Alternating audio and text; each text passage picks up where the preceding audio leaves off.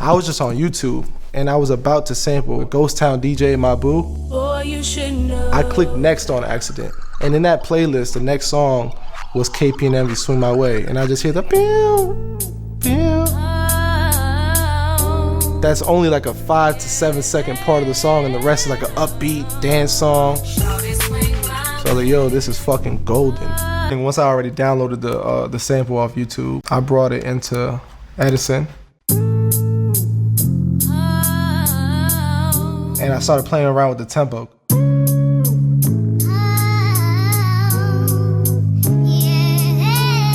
I had already pitched it up, but I wasn't happy with that hi-hat. I played around with it for a while.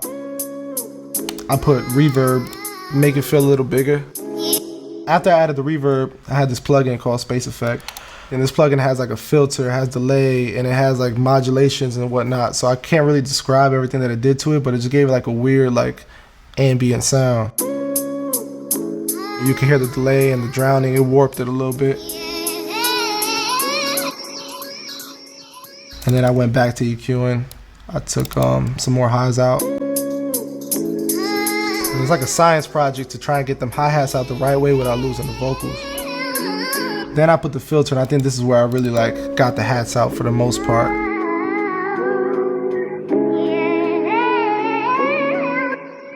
I added some delay, another EQ. Once I filtered it out, it feels like it loses maybe a little bit of quality or it just loses a little bit of feel. So what I did was I put a stereo imager on it to just bring it back out and make it feel bigger. This is what we originally had.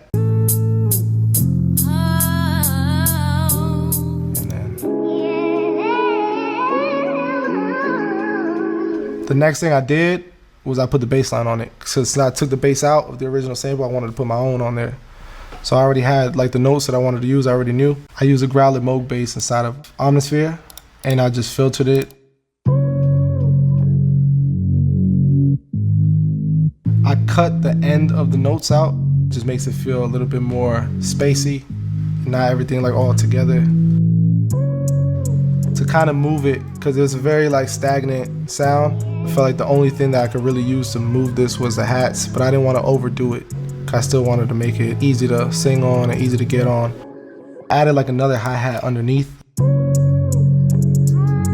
Subtle and you probably won't catch it. The kick, same situation. The kick pattern is spacey in parts, but then it gets busy in others. When the hi-hats got a little bit busy, I moved it with the kicks. So then I just chose my snare. I wasn't happy with the snares that I was going through. I got this snare from like a Johnny Giuliano kit. All the producers know it. Shouts to Johnny Giuliano. At this point with the beat, I was like, yo, all right, let me try and put a couple little things in there and fill it out.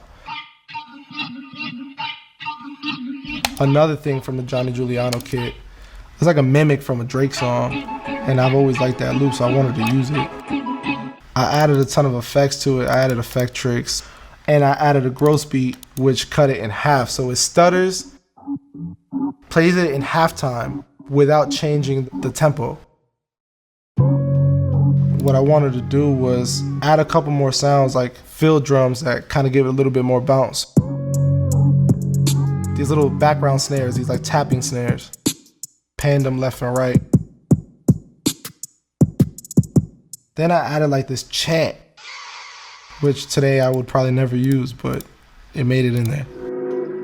Transition effect. That just made it drop a little bit better. And then you hear the sample, everything's just all clicked and worked as one. And man, I don't think I've ever been able to recreate that feeling. Obviously, when I hear Deja Vu and I hear Exchange, I hear automatic similarities. Hey, put a finger in the sky if you want a nigga. Hey, tempo-wise, they're pretty close. Pitch, I think they're exact. Drums are automatically, they're different. Their drums were a lot more busy. The bass line was different.